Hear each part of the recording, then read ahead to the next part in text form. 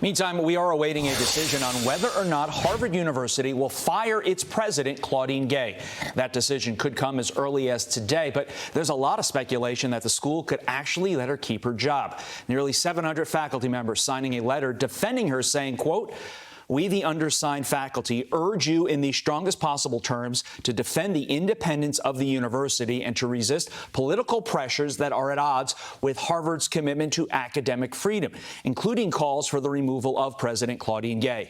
The critical work of defending a culture of free inquiry in our diverse community cannot proceed if we let its shape be dictated by outside forces," end quote.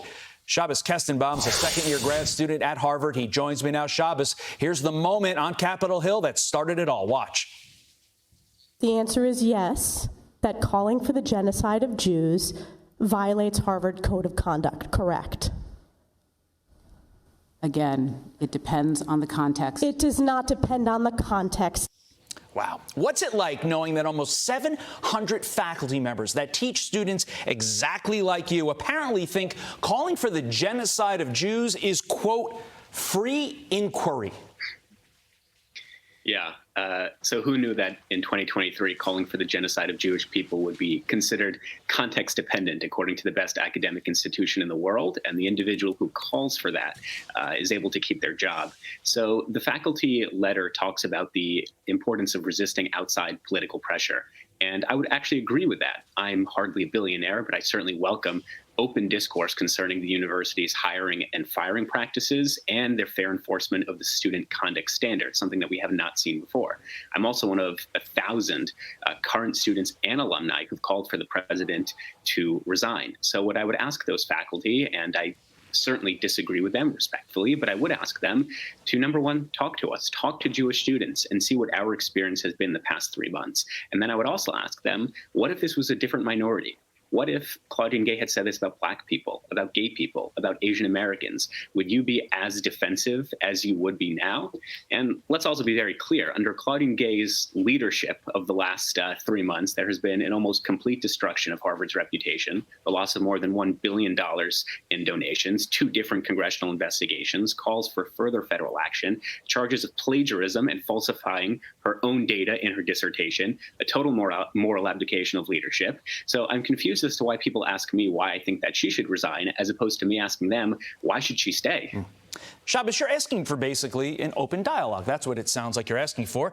Seems like the Harvard president and the faculty asking for the same thing because they're all shouting about free speech. So it's important to take these latest rankings into account. The Foundation for Individual Rights and Expression ranking Harvard last in its college free speech ranking. Quote, first of all, Harvard, which on paper commits to protecting free speech, has a dismal record of responding to deplatforming attempts to sanction students, student groups, scholars, and speakers for speech protected under First Amendment standards. Of 9 attempts in total over the past 5 years, 7 resulted in sanction.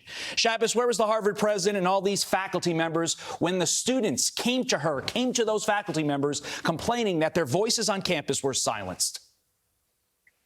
That's a great question. I mean, I certainly welcome the sudden interest in commitments to free expression and the First Amendment, but we have to keep in mind that this is a president whose university mandates that all students attend a Title IX training where they are told that cis-hetero sexism and fat phobia are forms of violence, using the wrong pronouns as a form of abuse, where Ronald Sullivan, who was a beloved professor, was fired for representing an objectionable client, where only 3% of the faculty openly identify as conservative, and as you said, ranked 248 out of 248 universities when it came to free speech. So the fact that we would love to do something for Jewish students and protect Jewish students, but we just can't because we have a commitment to the First Amendment, when you and I both know that Harvard does not have a legal obligation to protect students who are engaging in violent rhetoric concerning Jewish students, and they don't have historical precedent of ever enforcing these policies to begin with. Just last year, when a student was engaged in a homophobic incident, he was condemned almost immediately and he was expelled. A couple of years ago, when you had about 10 different students who were accepted and it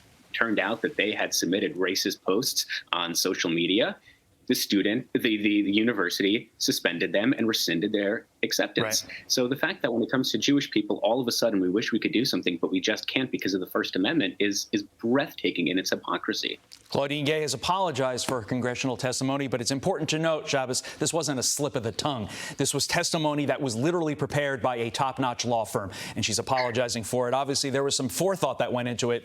She was wrong. Now she's trying to walk it back to save her job. Shabbos Kestenbaum, thank you for your time this morning. Appreciate it, as always. I'm Steve Ducey. I'm Brian Kilmeade. And I'm Ainsley Earhart. And click here to subscribe to the Fox News YouTube page to catch our hottest interviews and most compelling analysis.